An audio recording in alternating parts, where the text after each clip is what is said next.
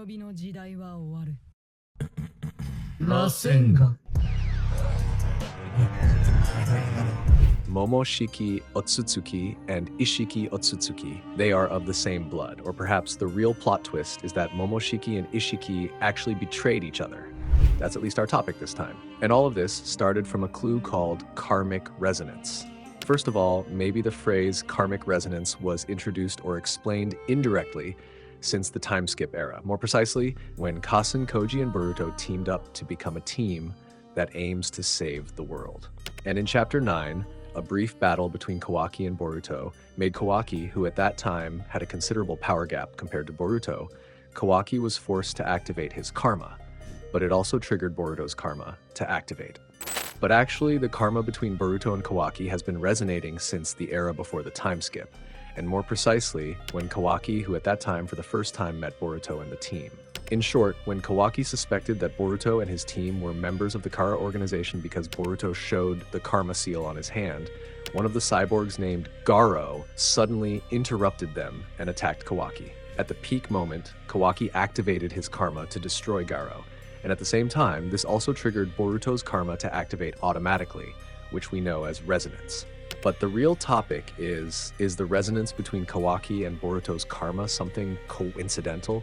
Or is it actually related to Momoshiki and Isshiki as the original karma owners? And yeah, this is where the theory that the karmic resonance between them is not something ordinary comes from. At first, I also thought, isn't karma resonance just a natural thing between the vessels of an Otsutsuki? But after thinking it over, it turns out it's not that simple. By the way, maybe this can be considered too. We know, besides Kawaki, Isshiki also has another vessel that we know that he was originally a monk named Jigen, right? And between Jigen and Kawaki, each of them has Ishiki's karma, but in a different context. Because actually, Jigen's body is not as perfect as Kawaki, and Jigen is a temporary vessel. Isshiki, who acts as Jigen, he gives karma to Kawaki in the hope that the process of extracting his Otsutsuki data can take place quickly. But what happened, the resonance between them did not appear immediately. Even Amado and Jigen themselves were surprised at the rapid development of Kawaki's karma and only concluded that karmic resonance occurred in the middle of the process. That is, resonance doesn't automatically activate just because there are two karma vessels. If resonance was common, Jigen and Kawaki should have experienced it from the beginning, and the data extraction could have reached 100%. But they didn't. So the question arises, what exactly triggers karmic resonance? Does resonance only occur when the two karma vessels come from different Otsutsuki? For example, Boruto from Momoshiki and Kawaki from Isshiki? Or maybe there are other factors, such as spiritual attachment, fate, or a deeper soul connection. Because basically, the karmic resonance between the two could be a high-level power that only appears under certain conditions. I personally began to suspect that this resonance was not just due to karma, but because of a great fate, like Naruto and Sasuke, who were the reincarnations of Indra and Ashura, the sons of Hagoromo Otsutsuki. Maybe Boruto and Kawaki also have a bound fate, it's just that we don't know whose souls are involved in them. It could be that they are fragments of a single soul or spiritual descendants of the legendary Otsutsuki who have yet to be revealed. It's even possible that Momoshiki and Isshiki are part of a single bloodline and that triggers a unique resonance between Boruto and Kawaki. But so far, what do you guys think? But anyway, believe it or not, their resonance feels special and holds the potential to trigger a new kind of power, whether it's data transfer, shared strength, or even a joint evolutionary ability. Boruto might be able to trigger a full extract on Kawaki up to 100%, something that has never been explained in detail. This could also be the reason why Kawaki's power increased dramatically, not just because the limiter was opened, but because his karma was fully activated. But apart from that, there are at least a few points that might also be the reason why Kawaki and Boruto's karma resonates. First, since both karma between Kawaki and Boruto came from two pure Otsutsuki who came from the same clan, it is very likely that their karma has a compatible chakra structure or frequency. And maybe the analogy is like this, guys. Momoshiki and Isshiki once worked in a paired Otsutsuki system, such as Kaguya plus Isshiki or Kinshiki Momoshiki. So there is a possibility that their karma is designed to be able to communicate or harmonize under certain conditions. But for this case, maybe the level, or at least it hasn't been revealed yet. We all know that basically, karma is Otsutsuki's data backup system, right? Since the purpose is for reincarnation, Karma probably has a protocol to search for other karma around, a kind of inter-karma automatic networking system.